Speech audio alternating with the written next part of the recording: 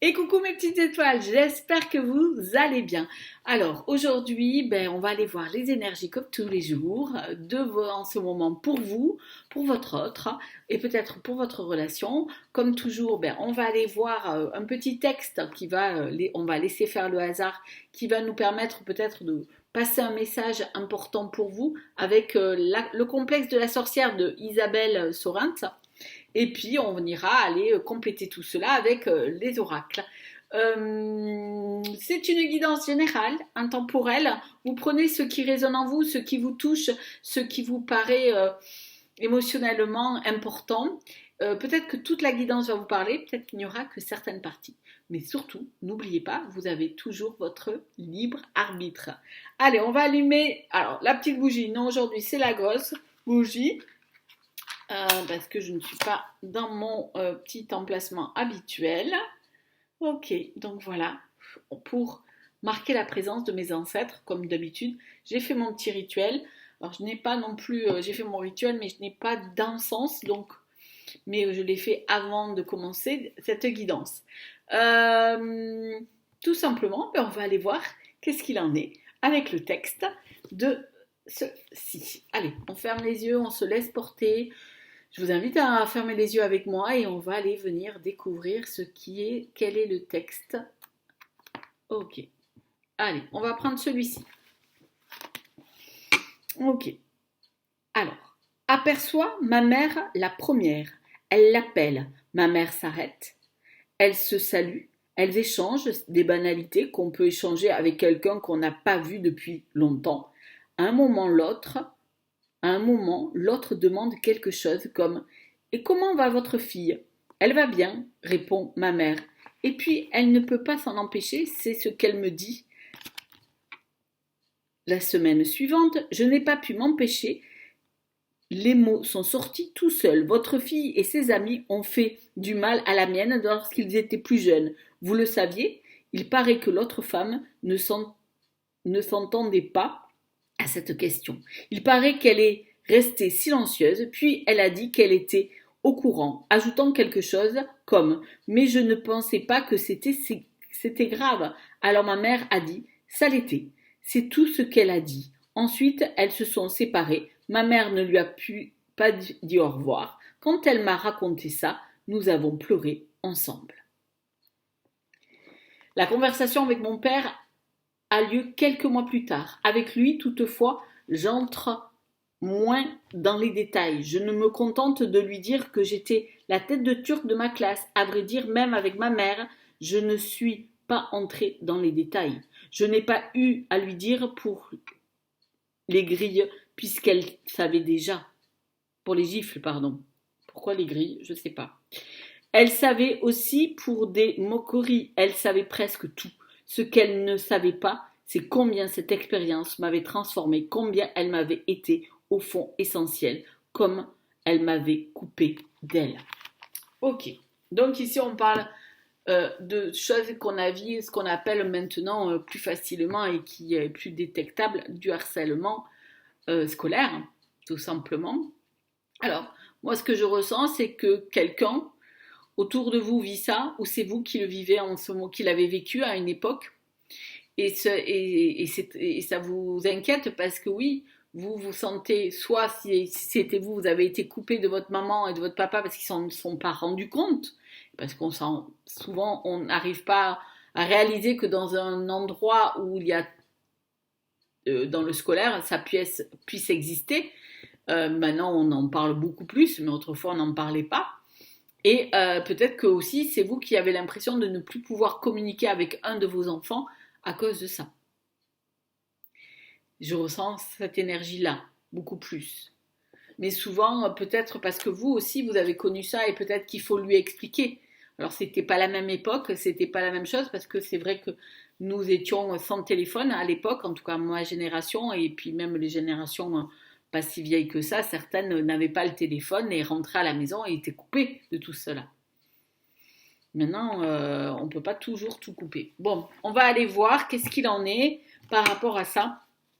Quelles sont les énergies ? Alors, je prends l'oracle des miroirs pour aller voir, pour compléter tout cela, ce texte-là.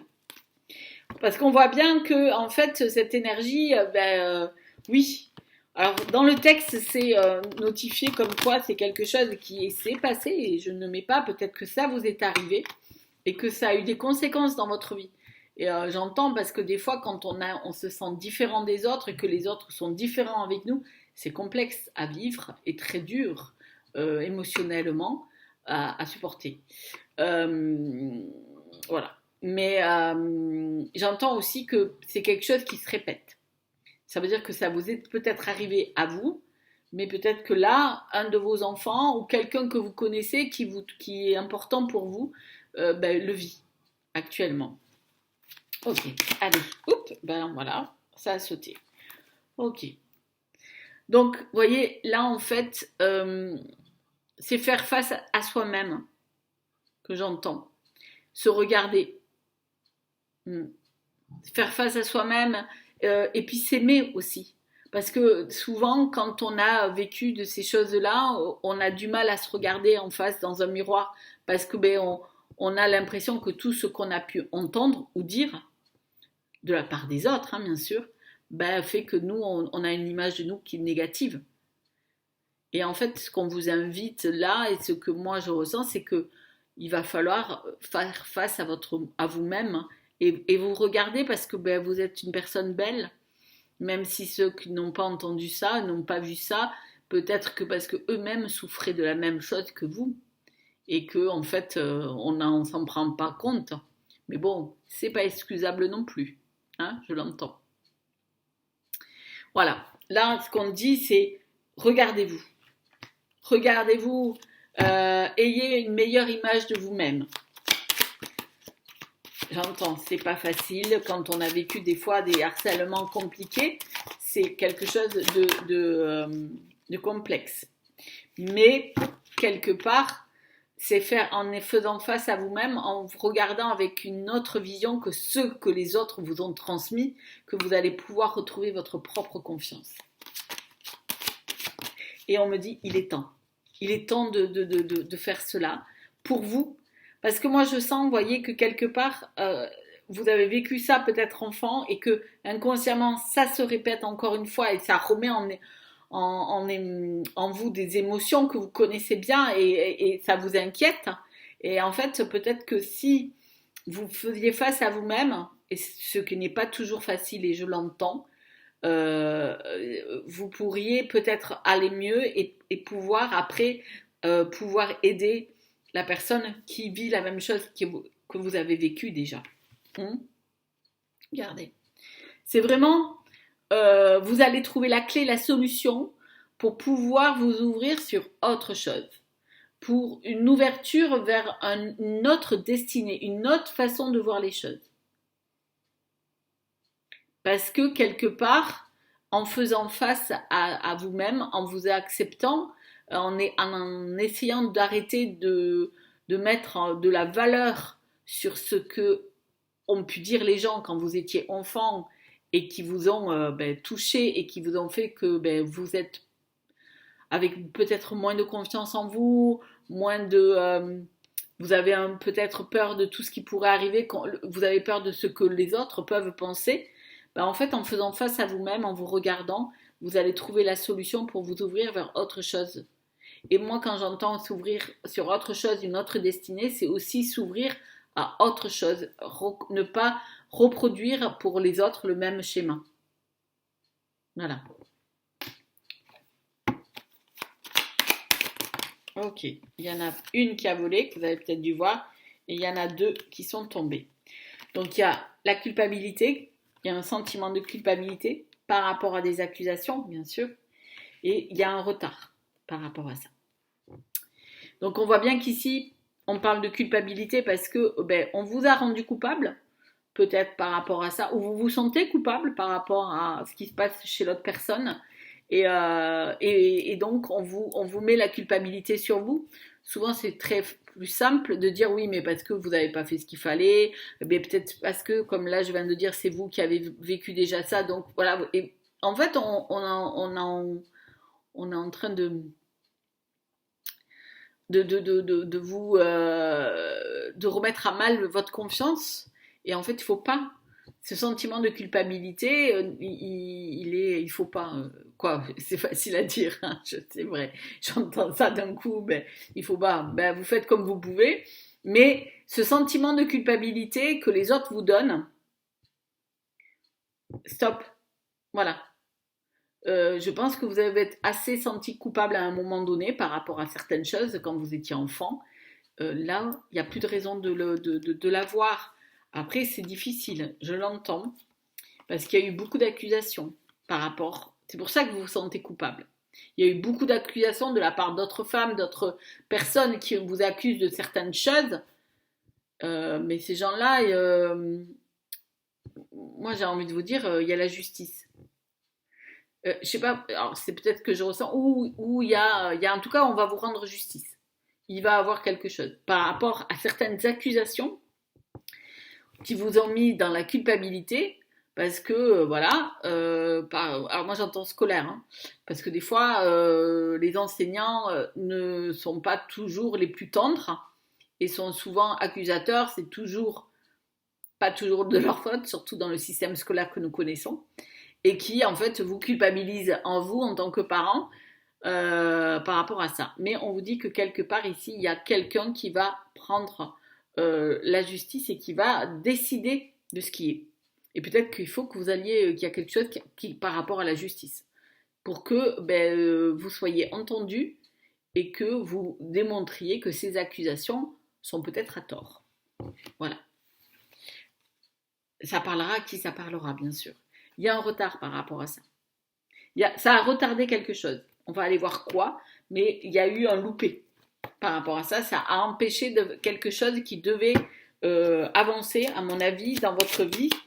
Et tout ça, ça a retardé pas mal de choses. Voyons. Ok. Ok. Et il y a 3 cartes. Ok.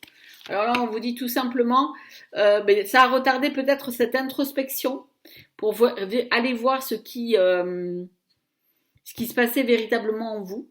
Ça a un peu retardé parce que ces gens qui ont été accusateurs, ça vous a mis dans le mal quelque part, ou qui ont mis un peu la faute sur vous, c'est ce que j'entends, et qui n'avaient derrière aucunement, moi j'ai l'impression, leur droit de parler.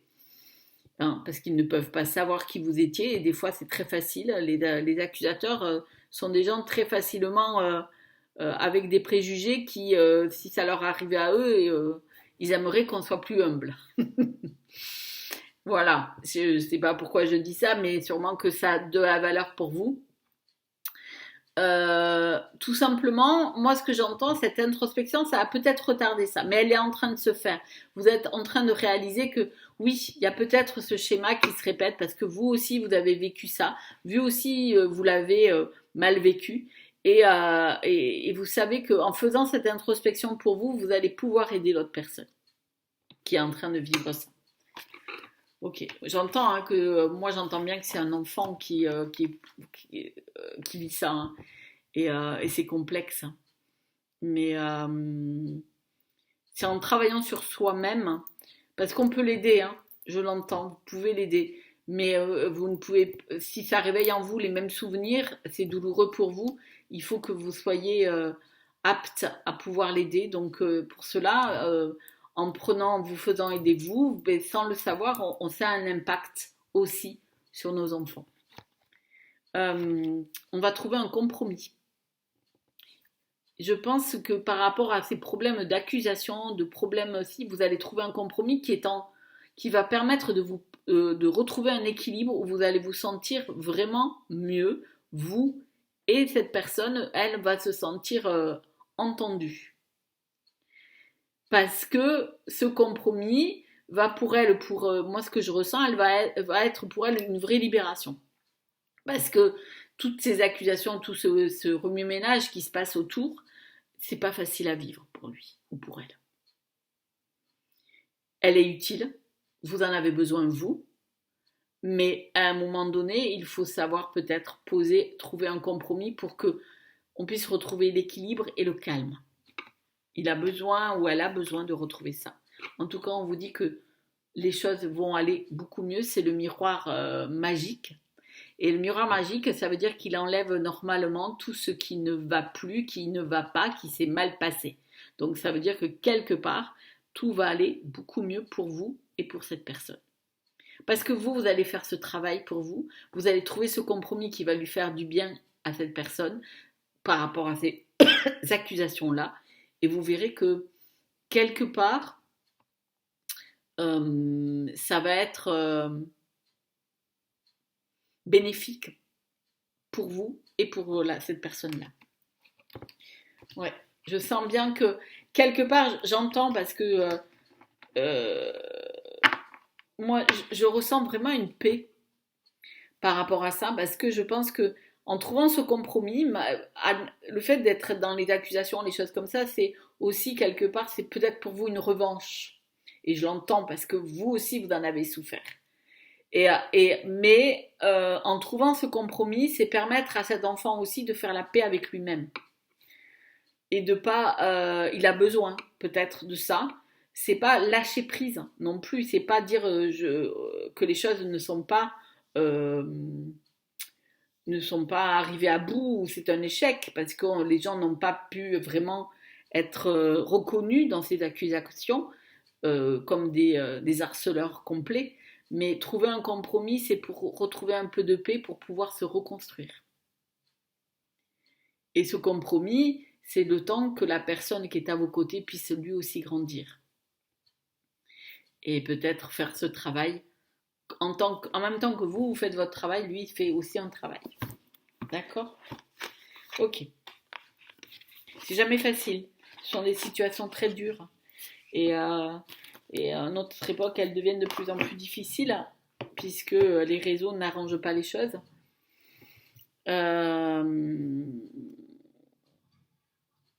Ouais. Alors j'ai pris, pardon, c'est vrai, pour terminer, je voulais, voilà, les vies antérieures, l'oracle des vies antérieures de Isabelle Serre. On va aller voir.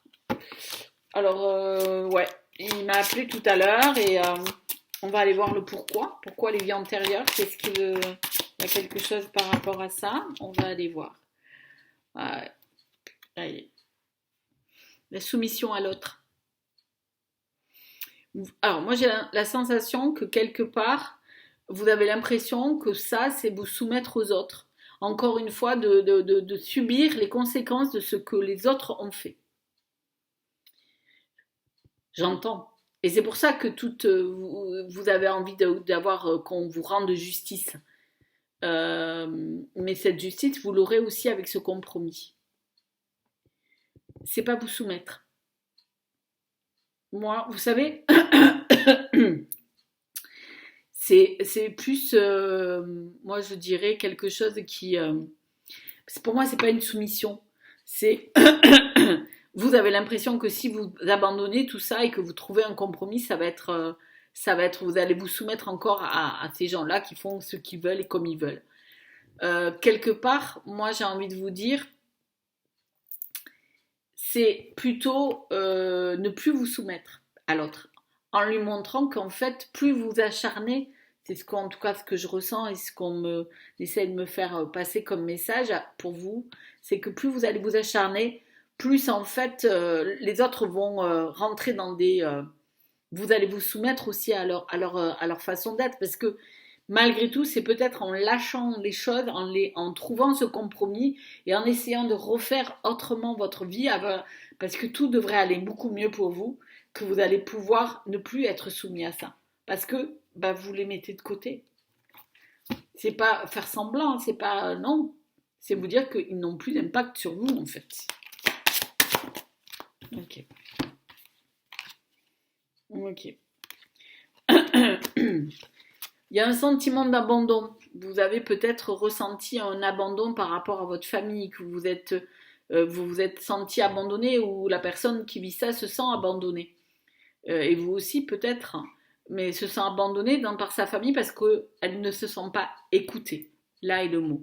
C'est pas le fait que vous êtes là, présent et continuellement présente dans sa vie, mais lui il se sent abandonné parce qu'on ne l'écoute pas. On n'écoute pas sa parole, on lui dit pas, on lui demande pas ce que lui il ressent. Donc peut-être qu'il est temps d'aller écouter cette personne. Et si elle souhaite un compromis, c'est pour pouvoir, elle, se sentir mieux. Voilà, pour pouvoir guérir, faire la paix avec tout ça. Donc peut-être qu'il faut que vous écoutiez cette personne, cet enfant. Et vous, peut-être que vous aussi, vous vous êtes senti abandonné, et c'est peut-être pour ça que vous faites ça. Mais en pensant que vous allez à la fois réparer ce qui s'est passé pour votre enfant, mais en même temps, c'est réparer votre enfant à vous. Et il y a peut-être qu'à un moment donné, n'oubliez pas qu'à un moment donné, on vous a peut-être pas écouté. Alors écoutez-le, tout simplement. Si vous, bien sûr, hein, voilà. Et on parle bien d'un éveil spirituel. Hein. Ça veut dire que en écoutant l'autre, en trouvant ce compromis, vous voyez, tout à l'heure, on disait en faisant cette introspection soi-même pour aller comprendre le pourquoi du comment, vous allez pouvoir vraiment avoir un éveil. Quand on parle de spirituel, c'est pas j'entends les voix ou les choses comme ça. Le spirituel, c'est le mieux-être dans soi, hein, de s'écouter, tout simplement. Donc c'est moi ce que je ressens. Il y aura un éveil et il y aura pour vous et pour lui, pour votre enfant aussi, ce sera pour lui un autre moyen de pouvoir s'éveiller sur autre chose et faire enfin le deuil de ça, parce que pour lui ça c'est peut-être trop lourd et parce que je vous invite à l'écouter. Allez, on fait une dernière. Ok. Alors, on parle des animaux. Peut-être que vous avez un chat avec vous. Euh, alors, les chats, si vous avez un chat, les chats, ou un chien, c'est des fois. Ouais, moi, j'entends peut-être que votre fils ou votre fille veut un chat ou un animal. Ben, donnez-lui. C'est un copain, hein. C'est quelqu'un avec qui on passe des moments ou à qui on peut confier plein de choses qu'on n'ose pas confier aux autres. Voilà. Et puis, les animaux sont réparateurs, nous aident à vivre des choses, des fois, quand on est malheureux, triste. Avoir un animal, c'est aussi de pouvoir se confier. Et je pense que c'est important. Voilà. Donc, pourquoi pas lui accorder ce petit cadeau. Je veux dire, ça peut ne faire que du bien à toute la famille. Bien sûr, j'entends bien, hein, quand un enfant demande un animal, on sait très bien qui c'est qui va le gérer, c'est plutôt les parents. Je sais de quoi je parle. Mais, quelque part, c'est bien. Moi, vous savez, pendant des années, j'ai pas voulu de chat. Ma fille a voulu un chat. Je lui ai accordé. Ben, ce chat, en fait, il est là, il reste avec moi. Et ben, moi, je suis contente de l'avoir maintenant. Voilà, elle a fait sa vie, elle a d'autres chats, un chien, voilà. Mais moi, en fait, ce petit chat qui est venu rentrer dans ma vie, ben, il est là encore et il me fait du bien. Mm. Voilà, ben, merci de m'avoir écouté. Si ça vous a plu, n'hésitez pas à faire un petit pouce. Si c'était la première fois que vous veniez voir mes guidances, ben, vous pouvez vous appuyer sur la petite cloche pour vous abonner, pour avoir les voir chaque fois, en tout cas. Merci encore d'être là. Et puis, je vous fais plein de petits bisous. Je vous souhaite une bonne journée si c'est le matin, un bon après-midi si c'est l'après-midi, et une bonne nuit si vous m'écoutez avant de vous endormir.